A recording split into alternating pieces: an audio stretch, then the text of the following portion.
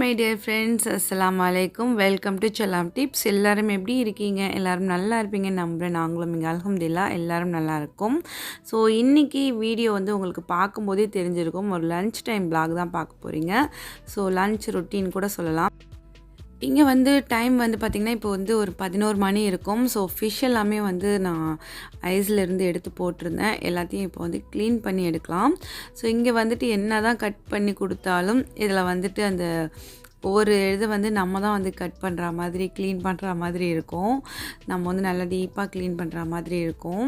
So கொஞ்சம் நான் அந்த மீனோட அந்த மேலே இருக்கிற அந்த செலாம்பது எல்லாமே நான் ஒரு முறை நைஃப் வச்சு சுரண்டிட்டு அதுக்கப்புறம் உள்ளே இருக்கிறது எல்லாத்தையும் க்ளீன் பண்ணிவிட்டு ஸோ அதுக்கப்புறம் தான் ஃபிஷ் வந்து எடுப்பேன். ஸோ என்ன தான் நம்ம வந்து இங்கே கட் பண்ணி வாங்கிட்டு வந்தாலும் இவ்வளோ ப்ராசஸ் வந்து இருக்குது இங்கே உள்ள ஃபிஷ்ஷில். இது வந்து பார்த்திங்கன்னா நான் வந்து பாறை மீன் வாங்கியிருக்கேன். இதுலேருந்து என்ன தெரியுது அப்படின்னாக்கா, ஸோ இன்றைக்கி வந்து ஈஸியான அந்த ஃபிஷ் குழம்பு ரெசிபி வந்து நான் உங்களோட ஷேர் பண்ண போகிறேன். ரொம்ப ஈஸி, பிகினர்ஸ் எல்லாமே டக்குன்னு வச்சிடலாம். ஸோ குழம்பு மிளகாய் தூள் இருந்தால் மட்டும் போதும். எங்கள் ஊரில் வந்து இந்த மாதிரி தான் வந்து டக்குன்னு ஈஸியாக வைப்பாங்க. ஸோ அதை எப்படின்னு உங்களுக்கு நான் இன்றைக்கி செஞ்சு காமிக்கிறேன். ஸோ ஒரு சைடு பார்த்திங்கன்னா கடன்னு வந்துட்டு க்ளீனிங் ஒர்க் போயிட்டுருக்கு. ஸோ நான் இந்தியாவில் இருந்த வரைக்கும் உண்மையாலுமே இதெல்லாமே வந்து எங்கள் அம்மா பார்த்துக்குவாங்க. ஸோ எல்லாமே க்ளீன் பண்ணி வந்து ஃபிஷ் வந்து எனக்கு குழம்பு வைக்கிற லெவலுக்கு ரெடியாக வரும். நான் வந்து ஒரு 2-3 அலசு மட்டும் அலசிட்டு குழம்பு வச்சு பொரிச்சிடுவேன். ஸோ அந்தளவுக்கு க்ளீன் பண்ணி அம்மா கொடுத்து விடுவாங்க. ஸோ அம்மா, I miss you so much. இதெல்லாம் பார்க்கும்போது நீ எவ்வளோ கஷ்டப்பட்டிருப்பேன்னு தெரியுது. ஸோ இதெல்லாம் நானே பண்ணும்போது தான் பார்த்திங்கன்னா அந்த பேரண்ட்ஸோட ஞாபகம் நமக்கு வரும் இல்லையா? அந்த மாதிரி தான் இப்போ எனக்கு எங்கள் அம்மாவோட ஞாபகமாக இருக்குது. ஸோ பார்த்திங்கன்னா நல்லா க்ளீன் பண்ணி நல்லா அலசி எடுத்துட்டேன். நல்லா அலசி எடுத்ததுக்கப்புறம் தான் இந்த மாதிரி நம்ம வந்து கோடு போடணும் அதில். அதாவது அது ஷார்ப் விடுறதுன்னு சொல்லுவாங்க. ஸோ தெரியல, அது வந்து பண்ணி எல்லாமே பார்த்திங்கன்னா திரும்பவும் நல்லா அலசி எடுத்துக்கிட்டேன். இது வந்து ஃபிஷ் வந்து குழம்பு வைக்கிற லெவலுக்கு தான் இருக்குது. ஸோ அதனால் நான் குழம்பு மட்டும்தான் வைக்க போகிறேன். சைடிஷ் வந்து ஏதாவது வத்தல் ஏதாவது வறுத்துக்கலாம். சிம்பிளி தான் இன்றைக்கி, சிம்பிளி ஃபிஷ் குழம்பு, அவ்வளோதான். ஸோ ஒரு எலுமிச்சம்பழம் சைஸில் வந்து புளி வந்து ஊற போட்டு வச்சுருக்கேன். ஸோ நல்லா க்ளீன் பண்ணி இந்த கட்டெல்லாம் கொடுத்து அந்த மீனில் அந்த புளி தண்ணியை வந்து ஊற்றிட்டு ஸோ உங்களுக்கு குழம்புக்கு தேவையான அளவுக்கு தண்ணி இதிலே சேர்த்துருங்க. தேவையான அளவுக்கு உப்புமே சேர்த்துக்கோங்க. இந்த மாதிரி இந்த பாறை ஃபிஷ்ஷு அப்புறம் வந்து காணாங்கழுத்தி மீன் அதுக்கெல்லாமே இப்படி வச்சிங்கன்னா ரொம்ப சூப்பராக உப்பு உரப்புலாம் ஏறி இருக்கும். ஸோ இப்போ வந்து ஒரு 3 ஸ்பூன் அளவுக்கு குழம்பு மிளகாய்த்தூள். இந்த மிளகாய்த்தூள் எப்படி அரைக்கணும்னு தெரியல அப்படின்னாக்கா ஆல்ரெடி நம்ம சேனலில் வந்து குழம்பு மிளகாய்த்தூள்னு வீடியோ இருக்குது. ஸோ அது போய்ட்டு பாருங்கள். இப்போ இது எல்லாத்தையுமே மிக்ஸ் பண்ணிக்கலாம். இது வந்து இப்போ நம்ம குழம்பு வந்து கூட்டியாச்சு. இதுக்கப்புறம் நம்ம தாளிக்கணும், அவ்வளோதான். டேஸ்ட் பண்ணி பார்த்துக்கோங்க எல்லாமே கரெக்டாக இருக்கா அப்படின்ட்டு. கொஞ்சம் நேரம் போல் கூட நம்ம வைக்கலாம். இதை ஒரு ஃபியூ மினிட்ஸ் அப்படியே வச்சோன்னா நல்ல உப்பு உரப்பு காரம்லாம் ஏறும். நம்ம ஷகீம் குட்டிக்கு வந்து வெண்டைக்காய் வந்து ரொம்ப பிடிக்கும். ஸோ அதனால் வந்து இன்றைக்கி வந்து ஃபிஷ் குழம்புல வந்து வெண்டைக்காய் போட்டு தான் வைக்க போகிறேன். ஸோ வாங்க நம்ம டக்குன்னு இன்றைக்கி வந்து சூப்பரான ஒரு ஃபிஷ் குழம்பு வந்து வச்சிடலாம். இன்றைக்கி நான் வந்து மண் சட்டியில் தான் வைக்க போகிறேன். ஸோ அதனால் மண் சட்டி எடுத்துக்கிறேன். இப்போ வந்து வெண்டைக்காவை வந்து நல்லா கழுவிட்டு ஸோ இந்த மாதிரி கட் பண்ணி வச்சுருக்கேன். நல்லா காஞ்ச சட்டியில் பார்த்திங்கன்னா அதை நம்ம போட்டு கொஞ்சமாக ஒரு ஸ்பூன் எண்ணெய் ஊற்றிட்டு இந்த வெண்டைக்காவை அதில் சேர்த்து கொஞ்சம் அந்த கொழகொழப்பு தன்மைலாம் போகிற அளவுக்கு இந்த மாதிரி கொஞ்சம் வதக்கி எடுத்துக்கலாம். நம்ம வதக்கும் போது நூலாக விடும் பார்த்திங்களா? ஸோ அது வந்து நூல் வராமல் இருந்துச்சுன்னா நமக்கு ஓகே அப்படின்ற லெவலுக்கு வந்துருச்சுன்னு அர்த்தம். அப்போங்க நம்ம வெண்டைக்காவை வந்து தனியாக எடுத்து வச்சிடலாம். ஸோ இப்போ பார்த்திங்கன்னா அந்த நூலாக விடலை, நான் எடுத்து வச்சிடுறேன். இங்கே வந்து நான் ரைஸ் வைக்க போகிறேன். நான் வந்து யூஸ் பண்ணுற ரைஸ் வந்து பார்த்திங்கன்னா பாஸ்மதி சீலா ரைஸ். இது வந்து புழுங்கரிசி, இங்கே வந்து கப்சா ரைஸ்ன்னு சொல்லுவாங்க. ஸோ இப்போ நல்லா களைஞ்சிட்டு தண்ணி ஊற்றி உப்பு போட்டு அது ஒரு சைடு வச்சாச்சு. இந்த சைடு வந்துட்டு இப்போ நம்ம அதே சட்டிலே வந்து மீன் குழம்புக்கு தாளிச்சிக்கலாம். ஒரு 2-3 ஸ்பூன் வந்துட்டு பார்த்திங்கன்னா எண்ணெய் சேர்த்துக்கிறேன். எண்ணெயில் வந்துட்டு கொஞ்சம் போல் கடுகு அப்புறம் வெந்தயம் இதெல்லாமே போட்டு இது கொஞ்சம் நல்லா பொரிஞ்சதுக்கப்புறம் இது கூட நான் வந்து ஒரு வெங்காயம் வந்து கொஞ்சம் பெரிய சைஸ்லேயே வந்து கட் பண்ணி வச்சுருக்கேன். ஸோ அந்த வெங்காயத்தை இதில் நம்ம சேர்த்துக்கலாம். இது வந்து நான் எதுவுமே அரைச்சி ஊற்ற போகிறது இல்லை. ஸோ இப்படியே வதக்கி தான் வந்து இந்த குழம்பு வைக்க போகிறேன். சின்ன வெங்காயம் இருந்துச்சுன்னா சின்ன வெங்காயம் சேர்த்துக்கோங்க. ஸோ இங்கே வந்து எனக்கு சின்ன வெங்காயம் லூலு போனால் தான் கிடைக்கும். ஸோ இந்த சைடு வந்துட்டு நான் வந்து ஒரு 5-6 பல் வந்து பூண்டு எடுத்து வச்சுருக்கேன். அது எல்லாமே இந்த மாதிரி தட்டி நம்ம வெங்காயம் வந்து ஓரளவுக்கு வதங்கினதுக்கப்புறம் அதோடைய வந்து சேர்த்துடலாம்.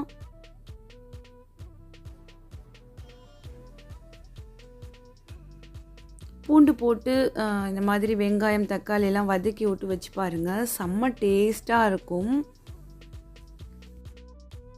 அடுத்து நமக்கு வெங்காயம் பூண்டும் ஓரளவுக்கு வதங்கினதுக்கப்புறம் பார்த்திங்கன்னா, ஸோ தக்காளி வந்து நல்ல பெரிய தக்காளி கட் பண்ணி வச்சுருந்தேன். ஸோ அது சேர்த்துக்கிறேன். ஒரு தக்காளி சேர்த்துருக்கேன் பெருசு அப்படிங்கிறனால. சின்ன தக்காளியாக இருந்தால் 2 சேர்த்துக்கோங்க. அதில் வந்து ஒரு 3 பச்சை மிளகாய் சேர்த்துருக்கேன். எல்லாத்தையுமே சேர்த்து தக்காளி வந்து நல்லா கனிஞ்சி வேகிற அளவுக்கு வதக்கிடலாம். ஸோ அப்புறம் ஒரு ஃப்ரெண்ட்ஸ் வந்து கமெண்டில் கேட்டிருந்தீங்க, இந்த மண் சட்டிக்கு மூடி வாங்க முடியலையா உங்களால்?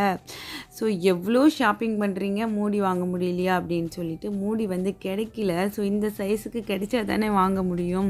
ஸோ நானும் வந்துட்டு தேடிக்கிட்டு தான் இருக்கேன். மூடி கிடைச்சிச்சு அப்படின்னாக்கா கண்டிப்பாக வந்து 1க்கு 2 மூடியே வாங்கி வச்சுக்கிறேன். ஏன்னா இதே சைஸில் என்கிட்ட 2 சட்டி இருக்குது. ஸோ இப்போ வந்துட்டு ஒரு ஸ்பூன் அளவுக்கு மிளகாய்த்தூள் இந்த ஆயிலே சேர்த்து நல்லா வதக்கிக்கலாம். ஸோ அதனால் வந்து நான் எது வந்து செட் ஆகுமோ அதை வச்சு தான் மூட முடியும். அதனால் பார்த்திங்கன்னா என்னோடய தோசை தவா வந்து செட் ஆகும். அதனால் நான் அதை வச்சு மூடுறேன். ஸோ அதை நீங்கள் வந்து மெயின் பண்ணாதீங்க, குழம்பு மட்டும் ஃபோக்கஸ் பண்ணுங்கள். இப்போ நல்லா வதங்கினதுக்கப்புறம் பார்த்திங்கன்னா, இதோடு நம்ம வதக்கி வச்சுருக்கோம் இல்லையா லைட்டாக, அந்த வெண்டைக்காவையும் சேர்த்து அப்படியே ஒரு வதக்கி விட்டுக்கலாம். இது கூட வந்து நீங்கள் மாங்காய் சேர்க்கலாம், சூப்பராக இருக்கும். அப்புறம் வேறு என்ன சேர்க்குறது, மாங்காய், வெண்டைக்காய் இதெல்லாமே வந்து கத்திரிக்காய் சேர்க்கலாம், நல்லாயிருக்கும். இப்போது வெண்டைக்காய் போட்டு நம்ம கொஞ்சம் வதக்கி விட்டதுக்கப்புறம் அப்படியே நம்ம கரைச்சி வச்சுருந்த அந்த மீன் குழம்பு, அந்த குழம்பு மிளகாய் தூள் போட்டு மீனெல்லாம் கரைச்சி வச்சுருந்தோம் இல்லையா, ஸோ அதை அப்படியே வந்து இந்த சட்டியில் சேர்த்துற வேண்டியதான். இது வந்து இப்போ நீங்கள் டேஸ்ட் பண்ணி பார்த்துட்டு உப்பு ஏதாவது குறைஞ்சிச்சின்னா சேர்த்துக்கோங்க. ஸோ அவ்வளோதான், ரொம்ப ஈஸியாக முடிஞ்சிடுச்சு பாருங்கள். இதுக்கப்புறம் கொதித்து எண்ணெய் பிரிஞ்சு வந்துச்சுன்னா போதும். சைட் பை பார்த்திங்கன்னா நான் என்னென்ன திங்ஸ் எல்லாமே எடுத்தனோ எல்லாத்தையும் எடுத்து சிங்கில் போட்டுட்டு ஸோ இந்த இடத்த வந்து ஒரு வைப் பண்ணி விட்டுடுறேன். எந்த அளவுக்கு சமையல் முக்கியமோ அதை விட அதிகம் வந்து பார்த்திங்கன்னா க்ளீன் பண்ணிக்கிட்டே இருக்கிறது முக்கியம். க்ளீன் பண்ணிக்கிட்டே இருந்தோம் அப்படின்னாக்கா நமக்கு வந்து ஒரு குக்கிங் பண்ணுறதுக்கு அப்படியே ஒரு அலுப்பு இருக்கும் இல்லையா, அந்த மாதிரி இருக்காது, ஆசையாக இருக்கும். இதை வந்து ட்ரை பண்ணுங்கள். இன்றைக்கி வந்து நான் இங்கே வந்து ஃபிஷ் எல்லாமே க்ளீன் பண்ணதுனால பார்த்திங்கன்னா சிங்க்கெல்லாம் கொஞ்சம் நல்லா லிக்யூட் போட்டு நல்லா தேய்ச்சி வாஷ் பண்ணி விட்டுடுறேன். ஏன்னா இந்த ஸ்மெல் எதுவும் இருக்கக்கூடாது அப்படின்ட்டு. எப்போதும் பார்த்திங்கன்னா இந்த மீன் குழம்பு வைக்கிற அன்றைக்கி மட்டும் கொஞ்சம் நம்ம இந்த க்ளீனிங்கில் ஃபோக்கஸ் வந்து ஜாஸ்தியாக பண்ணுவோம். ஏன்னா அந்த கவுச்சி ஸ்மெல் இருக்கக்கூடாது அப்படின்ட்டு. நல்லா சிங்க் எல்லாம் ஃபுல்லாக தேய்ச்சி விட்டுட்டு நான் வந்து அதையுமே அப்படி கழுவி விட்டுடுறேன். இது வந்து நம்ம கருவாடு குழம்பு செஞ்சாலும் சரி, இல்லை மீன் குழம்பு செஞ்சாலும் சரி, நமக்கு வந்து அந்த க்ளீனிங் கொஞ்சம் ஜாஸ்தியாக தான் இருக்கும். இந்த சிங்கை க்ளீன் பண்ணுறது, அந்த பாத்திரங்கள் எல்லாம் பார்த்து கழுவி வைக்கிறது அப்படின்ட்டு. ஒன்ஸ் பண்ணிட்டோம் அப்படின்னாக்கா நம்ம வீட்டில் மீன் குழம்பு வச்சுருக்கோம் அப்படிங்கிற ஃபீலே இல்லாத அளவுக்கு கவுச்சி இல்லாமல் ரொம்ப நீட்டாக இருக்கும்.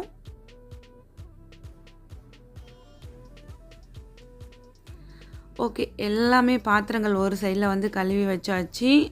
இங்கே பார்த்திங்கன்னா மீன் குழம்பு நல்லா கொதிச்சிட்ருக்கு. நல்லா கொதி வந்ததுக்கப்புறம் கொஞ்சம் அப்படியே மீடியம் ஃப்ளேமுக்கு மாற்றி விட்டுட வேண்டியதான். நல்லா எண்ணெய் பிரிஞ்சு மீன் குழம்பு நல்லா செட் ஆகுற வரைக்கும் மீடியம் ஃப்ளேமில், அதாவது சிம் ஃப்ளேமில் இருந்துச்சுன்னா நல்லாயிருக்கும். ஸோ இப்போ வந்துட்டு மீன் உடையக்கூடாது, நம்ம முழு மீனாக போட்டிருக்கிறதுனால மீன் உடையாமல் இருக்கிறதுக்கு இந்த மாதிரி 2 சைட்லேயும் துணியை பிடிச்சிக்கிட்டு சட்டியை வந்து அப்படியே ஷேக் பண்ணாலே போதும், கரண்டி போட்டு கிண்டக்கூடாது. ஸோ இப்படி தான் பார்த்திங்கன்னா நான் வந்து மீன் குழம்பு வைப்பேன். இது வந்து அப்படியே எங்கள் அம்மா செய்கிற மாதிரி. இன்றைக்கி வந்து அவங்க ஞாபகமும் ஜாஸ்தியாக இருந்ததுனால அதே மாதிரியே செஞ்சுருக்கேன். ஒரு சைட் பார்த்திங்கன்னா ரைஸ் வந்து வடிச்சிட்டு இருக்கேன். ரைஸ் வந்து வடிக்கிற ரைஸ் தான் பார்த்திங்கன்னா ஹப்பிக்கு வந்து பிடிக்கும். அதுதான் வந்து அவங்களுக்கு நல்லா உதிரியாக இருக்க மாதிரி இருக்கும். நான் இந்தியாவில் இருந்த வரைக்கும் ரைஸ் குக்கரில் வச்சிட்டு இருந்தேன். ஸோ இங்கே வந்ததுலேருந்து பார்த்திங்கன்னா ஃபுல்லாக இந்த மாதிரி வடிக்கிறது தான். வடிக்கிற ரைஸ் உங்களில் யாருக்கெல்லாம் பிடிக்கும்? நீங்களும் தினமும் ரைஸை வந்து வடிப்பீங்களா, இல்லை வந்து ரைஸ் குக்கரில் வைப்பீங்களா அப்படிங்கிறதெல்லாம் கமெண்ட்ஸில் வந்து என்னோட ஷேர் பண்ணுங்கள். அது படிக்கிறது தான் பார்த்திங்கன்னா எனக்கு வந்து ரொம்பவே ஒரு இன்ட்ரெஸ்டிங்காகவும் ஒரு பூஸ்டாகவும் இருக்கும். ஸோ இப்போ பார்த்திங்கன்னா எண்ணெய்லாம் வந்து நல்லா பிரிஞ்சு வந்துடுச்சு. மீனுமே எப்படி நம்ம போட்டோமோ அப்படியே இருக்குது பாருங்கள். இதுக்கப்புறம் நம்ம வந்து கொஞ்சம் நேரம் போல் ஆஃப் பண்ணி வச்சுட்டு ஒரு மணி நேரம் கழித்து சாப்பிட்டோன்னா இந்த மீன் குழம்பு வந்து அவ்வளோ டேஸ்ட்டாக இருக்கும். உடனே சாப்பிட்டாலும் நல்லாயிருக்கும். 1 மணி நேரம் 2 மணி நேரம் கழித்து சாப்பிடும்போது நல்லா செட் ஆகி செம்மையாக இருக்கும். யாரெல்லாம் இதை ஃபீல் பண்ணியிருக்கீங்க அப்படின்னு கமெண்ட்ஸில் சொல்லுங்கள். ஸோ ஒரு சைட் பார்த்திங்கன்னா மீன் குழம்பு ரெடி, இன்னொரு சைடு ரைஸும் ரெடி. அடுத்து வந்து இது கூட வந்து ஏதாவது வத்தல் ஐட்டம் வறுத்துக்கலாம் அப்படின்னு சொல்லிட்டு நான் வந்து இங்கே வந்து முறுக்கோத்தை வறுக்கலாம் அப்படின்ட்டு எடுத்து வச்சுருக்கேன்.